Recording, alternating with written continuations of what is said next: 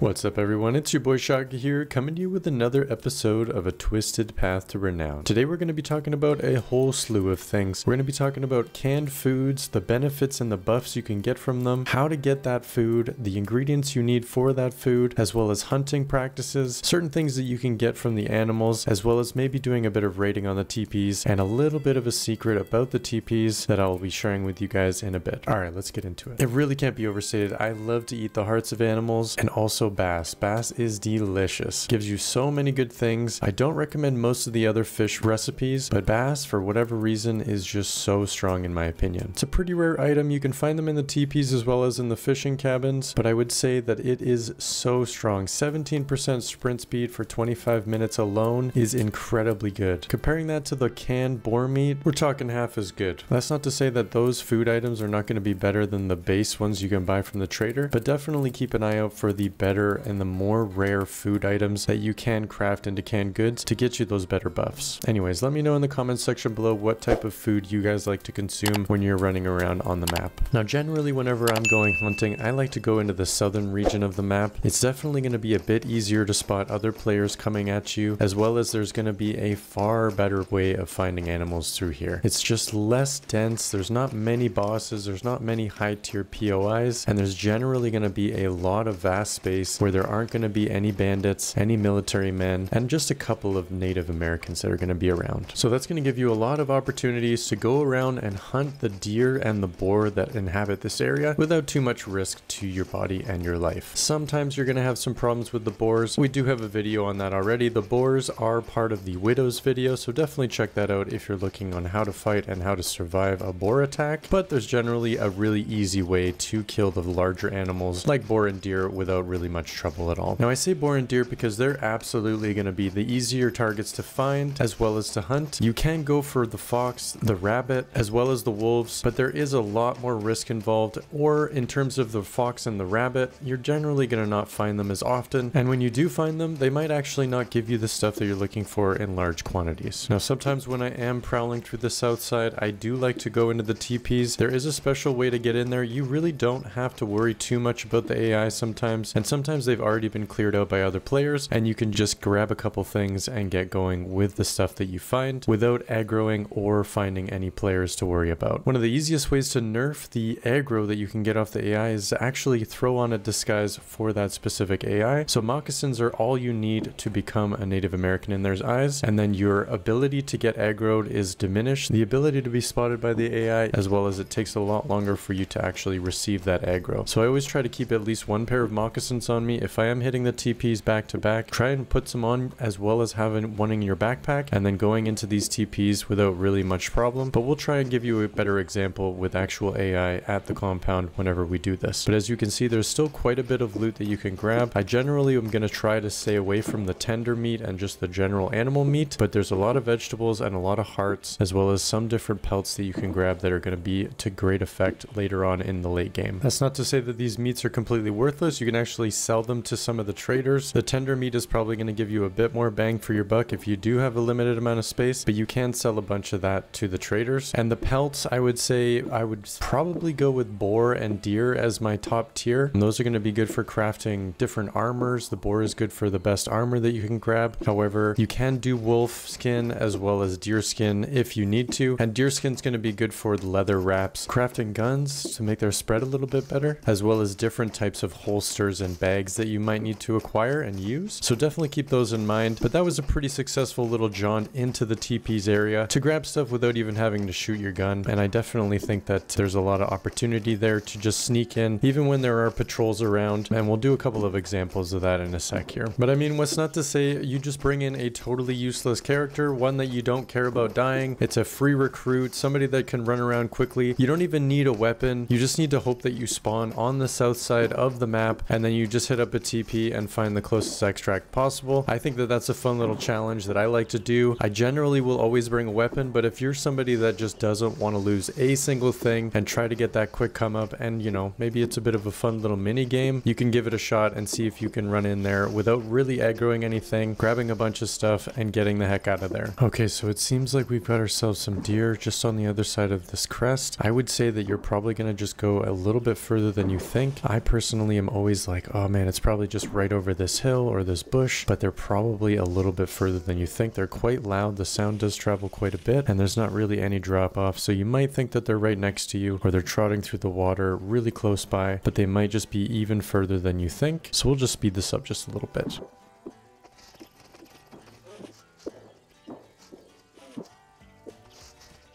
Crikey, that's a big buck. Alright, so you want to have yourself on the broadside of the animal and you want to aim for that heart, but if you're not close enough, you're not going to get the spread or the accuracy that you're looking for, so you need to try and find a sweet balance between getting close enough without the animal seeing you and you being able to get that heart shot. You need to aim for the heart for that one-shot kill, otherwise it's definitely not going to die on the first shot. It's going to spook all the animals and they're all going to run off. You might get lucky with the animals getting stuck on the clipping of the trees or on a rock, but generally you need to get close enough that you're going to hit that heart shot and hopefully that you're going to get the deer.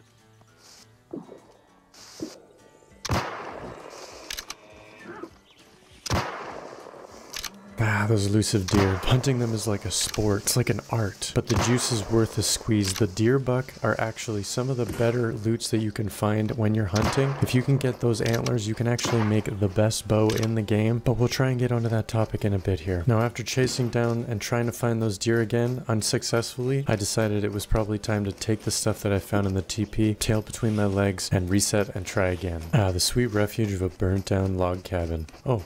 There's a player there. Let's see if he wants to share the exfil with me to get out of here. How about we join forces?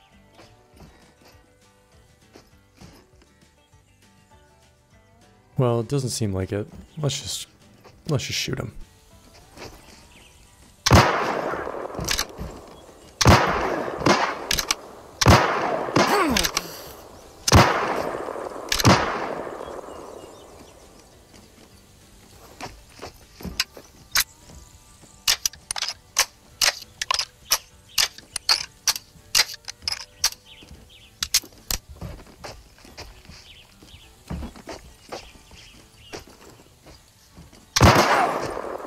Looks like I'm riding alone, buckaroos. Alright, let's get to the next day. Alright, so remember when I was talking about that best bow in the game? You need to get yourself a horn stave, which is going to require some glue, as well as some tallow, and obviously the antlers from the buck. So to make tallow, you're going to need to get a lot of animal fat and a couple of tools, one coal. So that's one thing that I definitely never seem to collect is any animal fat or tallow. So the hunt for tallow is on, and then maybe we can make our way to getting the best bow in the game and taking it for a spin. Now here is a good example of where wolf hearts are going to be really good. Unfortunately, it does take 4 wolf hearts, which are hard to find unless you do go into the TPs, but the comparison between that and tender boar meat, it just doesn't really hold up. Now generally whenever I'm using different types of food, I like to bring 2 different cans in. The first is obviously going to be the sprint buffs that I want to have because I'm going to be light on my feet and I want to be even lighter, especially right off the get. If I've got to go across the map and sprint there, it's definitely going to be a lot better if I've got something with a huge sprint buff. And then whenever I am fully loaded, I'm leaving the POI and I want to find my extract, I'm either going to be getting something with better strength, better stamina regeneration, or better sprint, but I like to use the sprint cans a bit more sparingly. Now here's a good example of a TP settlement that hasn't been raided yet, so you're always going to have to be careful about where these Native Americans are going to be patrolling. Sometimes, very rarely, they will be in the TP, so make sure you look before you sprint inside, but as long as they're not looking directly at you and you've got your moccasins on, you're going to be pretty safe. Now I've absolutely done this enough times to really understand where and when I'm able to get inside these TPs without being spotted, and if you do, you're probably going to set off an aggro that is going to be a lot harder for you to ignore or try to rotate and get back in there. So it's only your first shot is basically how you're going to have to hit it. If you do aggro them, they're going to be looking around all over the place, going to be getting crazy, and sometimes they might even hit you a bunch of times and you die. But it's pretty rare. I've gotten way more opportunities to loot inside these TPs than I've had to actually get aggro on me. So just generally take your time, be slow about it, and then once you've gotten the rhythm down, you can easily get into these TPs and loot until your heart is content. Another important component that I didn't really think about at the time, but whenever you're making your bow, not just the actual stave itself, but the bow, you will need to get waxed bowstring, which will be found in the TPs. This is silk bowstring here, but definitely look for waxed if you can find it, because that's definitely going to be the better of the different bowstrings that you can make for your bow. Another piece for the arrows is what you're going to need to look for is either goose feather or our turkey feather. Both of them are going to have different attributes. One is going to shoot farther and one is going to shoot harder at your target. So definitely take a look at those and see what type of bow slash arrows you want to make for your setup. Now that we've looted the teepees, I do need to get more moccasins. You don't necessarily have to go into the teepees for those moccasins. And if you're trying to find a disguise, the best bet is to try to find these Native American patrols. So one of the better ways to hunt the patrols would be to use a bow and arrow, in my opinion, trying to get them to not aggro the actual encampment that you're fighting them at. So aim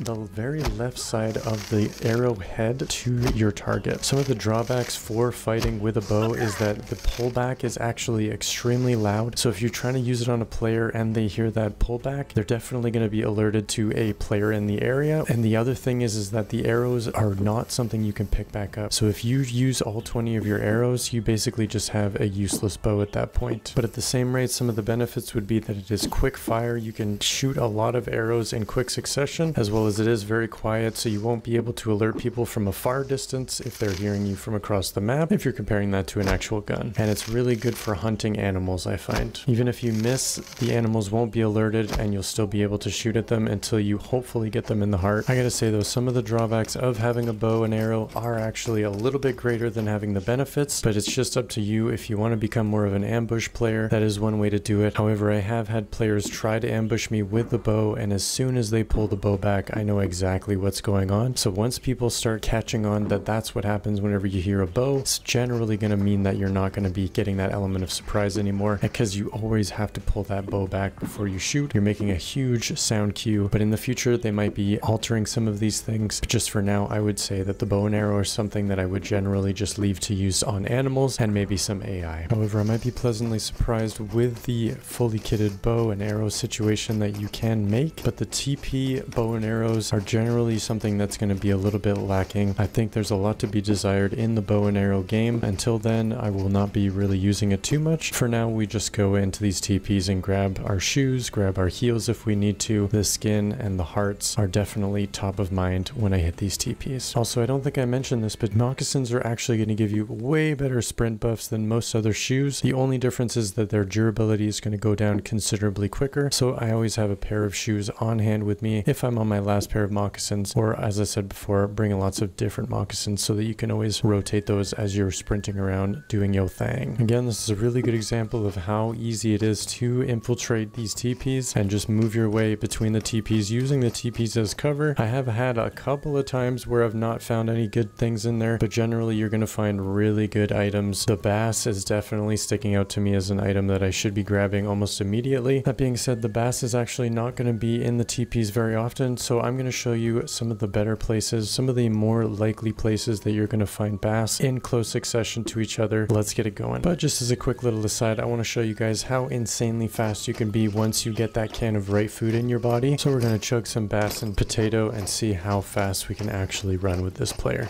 I don't think you have any idea how fast I really am. I'm fast as fuck, boy. Yeah, this guy is absolutely flying.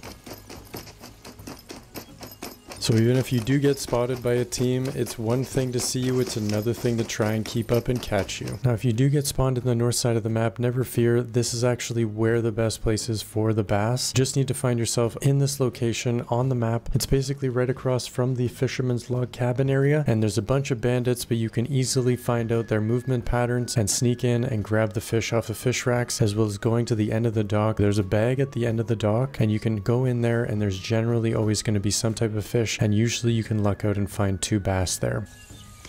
Oh shit. I saw a fox running over there. We might have somebody in the woods too. Ooh. Okay, so maybe he'll go back down to the river. You know what, that's not a bad time to just grab the bass. Nice. Smell you later.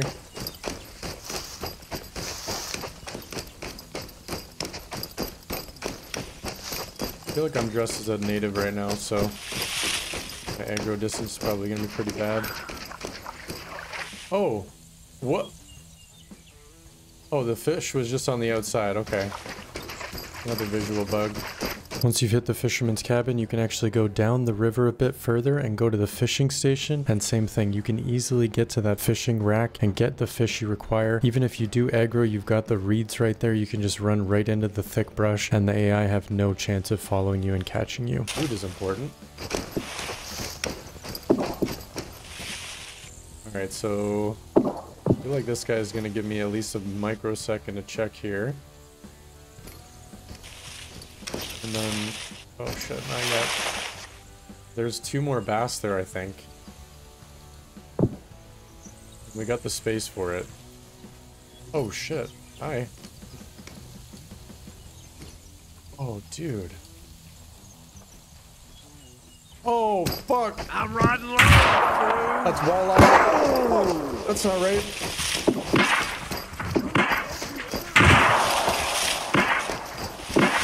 Damn. Okay, well let's drop this walleye. Try and heal up our leg, and then maybe try and go back in for another pass just to grab the bass.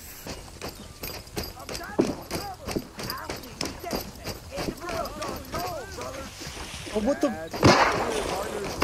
Bruh. Did I grab it? Oh, it doesn't matter. I'm but a fish bandit at this point. One of you guys.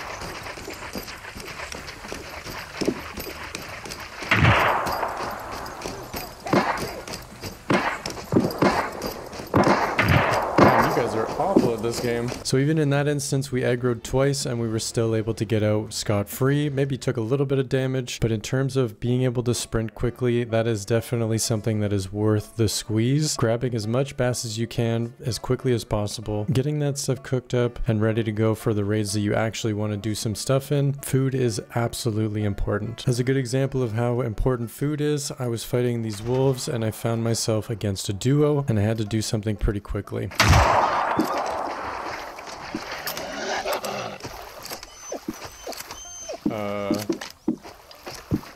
Okay, I guess I didn't reload. Yeah, the wolves are a little bit janky, but you know what another thing that's janky is? I gotta realm select here real quick to fix my scope. The water confuses them. Yeah, if you go under the bridge too, they don't seem to attack you. The pathing is kind of broken for them, I think. Well, let's see if we survive this. Oh, those are players.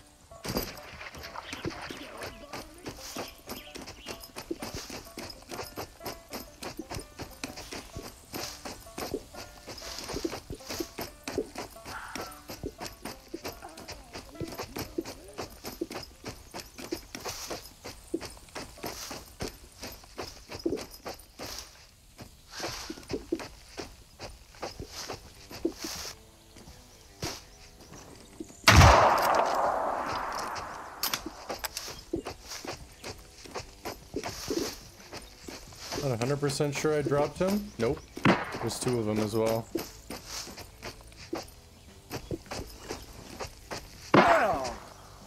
Oh my god. Okay, these guys are just being shysters.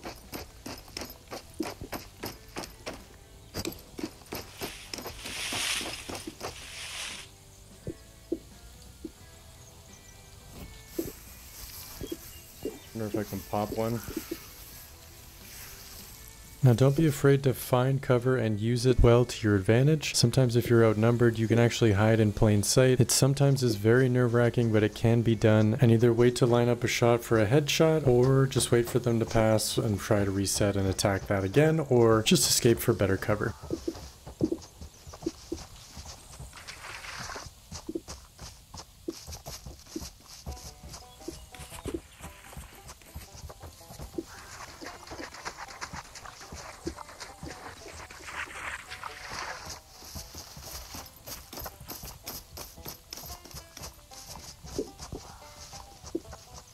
Pigs are more dangerous? 100%. Wow, I can't believe they ran right by me like that. That was pretty cool. They're still kind of looking for me though.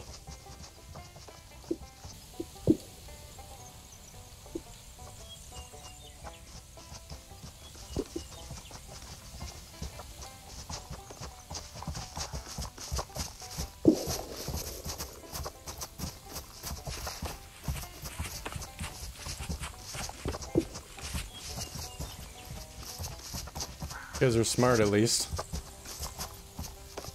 They're not standing still. Or are they? Damn.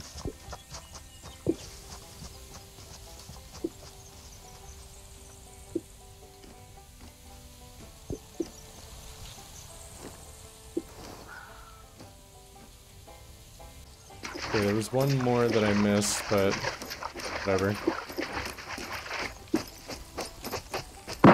Oh man, that's them again. God damn it.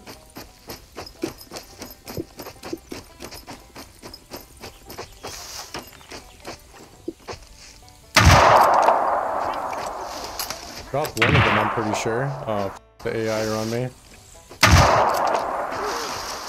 What's up, lady? Did I just fracture your shit?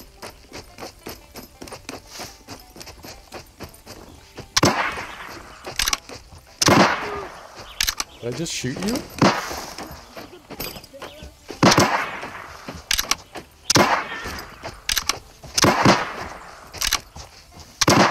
Oh, you're really dead now. Oops.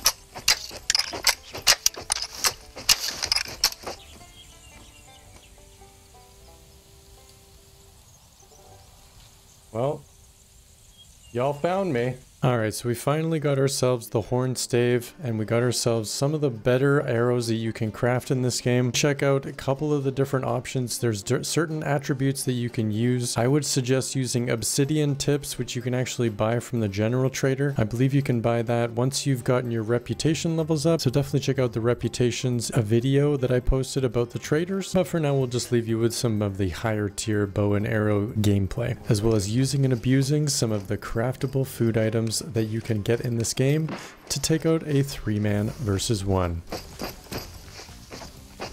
What the? What the fuck? They're not even aggro.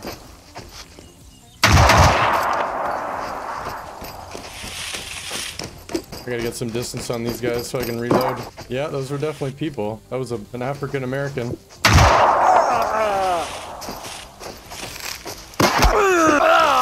Goodbye. Oh, damn. That's a lot of players. Do I have a gun on me? A pistol? That's not great. Yeah, that's 3 players right there. That's why the AI were aggro. Let me get a little closer. Sounds like they're leaving. Nope.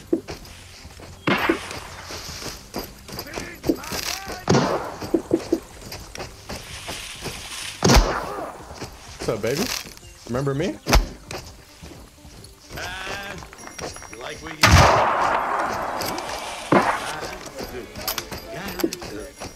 First time in here, this game looks pretty legit. Yo, what up, player? Thanks for the follow. This game is very legit.